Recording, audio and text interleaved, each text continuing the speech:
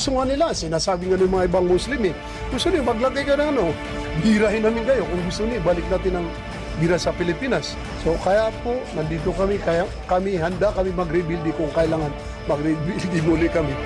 Yun po talaga ista namin. Lahat ng leader po sa buong Pilipinas sa mga Muslim. Hindi lang po kami, marami po yan.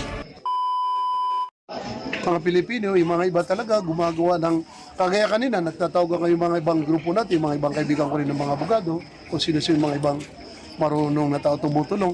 Pinaghahandaan daw nila tayo na ipakukulong lahat ng mga namumuno. Gawin na nila. Kaya ba nila ipasok sa kulungan? Pag lumabas tayo sa lansangan, saya nila alin? Kaya na nila kung 10 milyon yan, o 15 milyon yan, 20 milyon yan na ilagay sa kulungan, kaya nila, hindi nila makakayanan yan. Lalo kami mga kapatid ninyo Muslim, kaya nila kami ilagay. Panginoon ko, hindi ho mangyari yan. So tayo, ang pinaka-importante sa atin, yung mga nasa bahay, dasal lang po, sa tayo ng dasal, ipanalangin po natin na mais po ang kalusugan na ating mahal na Pangulo, si Tatay Digong. Sobra po nakakaya. Yung hindi nakakakilala sa kanya personally, kasi kami pamilya, kaibigan niya mga pamilya na minunumpa. Sobra kabait na tao yan. Sobra kabait na tao. Kahit sino, hindi ho talaga matanggap yung nangyaring ito. Ni panaginip. Baka kaya naman natin isipin na ni panaginip, nakita niyo yung ginawa sa kanila. Yung gusto pa bit-bitin ni Torre. Gusto niya bit-bitin. Nakita yung ginawa nila, hinawakan nila sa biyag. Hinawakan pa nila sa likod para lang ipakita nila kanila. Ayoko na magmura kasi hindi na ako sa mura. Dasal natin. Kung gusto nga nila, sinasabi nga ng mga ibang Muslim gusto niyo maglagay ka ng birahin namin kayo. Kung gusto niyo, balik natin ang bira sa Pilipinas. Kung ganito pa lang ang ginagawa niya sa batas. Masakit man sabihin man na talaga sinisira natin yung bansa natin.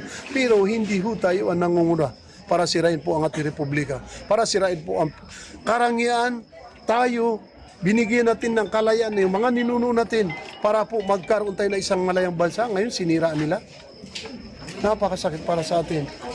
So kaya po, nandito kami, kaya kami handa kami mag-rebuild kung kailangan mag-rebuild muli kami. Yun po talaga ista namin. Lahat ng leader po sa buong Pilipinas sa mga Muslim. Hindi lang po kami, marami po yan. So tayo po, wag ho tayo hinto, tayo tuloy-tuloy po yung dasal natin. Nandito tayo. Sabi nga ng mga ibang abogado natin, ibang mga kapatid natin, kung nga po lisa papasok riyan, 1,000, kung kalating milyon tayo kahit makipag anong tawag nito, makipag wrestling tayo sa kanila, mukhang kaya pa Hindi tayo lalaban, pero ibibigay ho natin yung tama. Dahil alam po natin, hinaharas nila itong pamilya nito. Sir, sa ngayon po sir, tansya niyo po, gaano po karami ang mga kapatid natin Muslim na nagpupunta na po dito sa bahay ng ating dating Pangulong Duterte? Araw-araw ho, kung bibilangin natin yung mula nung nag-start tayo, daan ho yan. May 200, may 300, papalit-palit po yan. Napakarami po yan.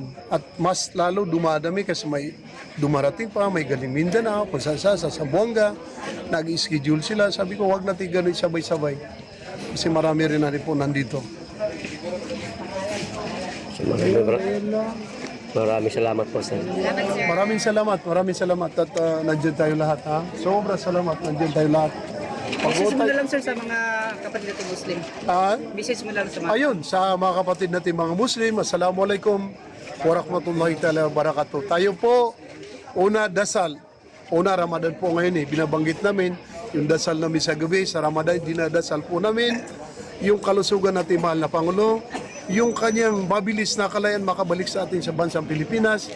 Yung pong kalooban ng mga tao umahawak sa kanya ron sa ICC na alam po naman niya, malinaw, binanggit po mga ibang opisyal sa buong mundo na sa 100% baka 30 to 20% lang may alam sa ICC. Dahil alam na kinutsaba po nila para lang po makuha nila si Tatay Digong. Yun po pinakamasakit sa atin. Sa ating mga kapatid na mga Muslim, medyo relax lang kasi yung iba talaga medyo mainit na. Alos iba ng plano. Hindi lang si Minsuwaray, kundi marami na nagsasalita na kung gusto nilang gira, di bumalik tayo sa gira kung ilan dapat na mangyari na may tuwid ang batas sa Republika ng Pilipinas. Yun po talaga yung stand namin. So tayo po mga kapatid na mga Muslim, relax lang po tayo. Nandiyan po na tayo, lahat tayo manindigan sa pagkakaisa po sa suporta sa pamilya, sa Duterte, kay BP Sara, sa kanilang mga kapatid. Dahil nakikita po natin kung gaano sila nagbibigay ng yung pagsiservis sa taong bayan ng katotohanan. Hindi ko sila yung mga plastic, hindi sila yung mga tao na naririyan sila para mangamkam. Dahil kitang-kita po, lalo na dito sa Dabawenyo, na yung baga sa binigay nila, pati buhay nila, para lang mapagservisyo ng mga tao. Kaya yun po ang napakasakit. Lalo pa kita Tatay Digong sa ginawa nila. Napakasakit to sa isang matanda. Sana inisip nila, wala ba silang kamag-anak na matanda? Ganunin sila. Kaya sobra ho. So yun po ang masasabi ko po sa ating mga kapatid na mga Muslim, hindi lang ho sa atin po. Nandito po tayo, ako po, hindi ko kami alis dito araw-araw. Tingnan niyo kung gaano kala yung mga ibang tao namin, galing sa Mindanao, galing sa Maynila, galing sa Zamboanga. Yung team ko na napakarami kung saan galing ho yan. Na kanya-kanya tayo, binabanggit nga nila nung in-interview nila ako sa doon sa Acacia Hotel. Sabi ko, wala hong nagbibigay ng pondo rito kundi sarili namin pera. Buhay nga namin, tinatayan namin kaysa konting pera namin. Na ginawa naman ng ating mahal na Pangulo, tinayaan niyang buhay niya. Nakita natin kaya siya nandiyan sa ICC. Dahil tinayaan niyang buhay niya, kasama ang pamilya niya. Alam mo natin na sambayan ng Pilipino. Kaya tayo mga Pilipino, sabi nila bayaran, hindi ho tayo bayaran. Kahit saan ho. Kayo, bayaran ba kayo? Hindi. Yun pala eh. Ibig sabihin, makikita nila yung katotohanan. Gumagastos po tayo sa sariling. Kaya natin, bulsa natin, ginagastos po natin pati buhay natin para lang po may tuwid at may balik si Tatay Digong. Sana po may makabalik agad. Mensahe niyo po kay Vice President Inday Sara. Sa ating pong mahal na Vice President, maging matatag lang po kayo dahil nandito po lahat ng Pilipino. Na alam po namin mga Pilipino na ang ginawa ay malinaw na malinaw dahil po sa iyong, alam po nila, political motivated. Dahil yung 2028, yun lang naman po ang sinisira nila eh. Dahil gusto nila sa ating mahal na Vice Presidente ay hindi maging presidente. Dahil ang gusto nila, ang maging presidente ay si Tambaluslos. Napakalinaw. Tingnan nga niyo nga yung ginawa nila sa Kongreso. Yung Quadcom na yan, Quadcom, kakakapal na mukha nila. Napakalit na budget. Samantala ngayon, billion, trillion na nawalang pera.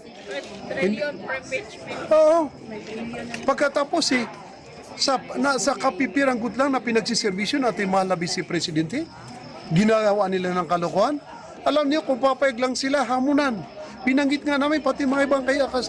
Sabi ko kung pwede lang sila makuha sa hamunan, gusto nila hamunan namin sila eh. Yung mga congressman na mga sinungaling, katatapang nila magsalita kasi may bodyguard sila. Lumabas sila sa lansangan kung gusto nila. Magkita-kita bawat sa lugar, ewan ko lang. So yun ho, ang mensahe natin. Sana po, gabaan po sila sa ginawa nila sa pamilya Duterte at kay Vice Presidente. Sa mga mabuting ginawa po ng ating dating Pangulong Duterte sa pamilya Marcos, dapat po bang isumbat sa mga Marcos? Tama po, Pilipino ho tayo. Kailangan po natin bagitin yung subat sa kanila. Kasi kailangan magising ang bawat pamilya nila. Nakita nila kung hindi naging presidente at mahal na Tatay Digong, hanggang ngayon naka-pressure pa ang tatay nila.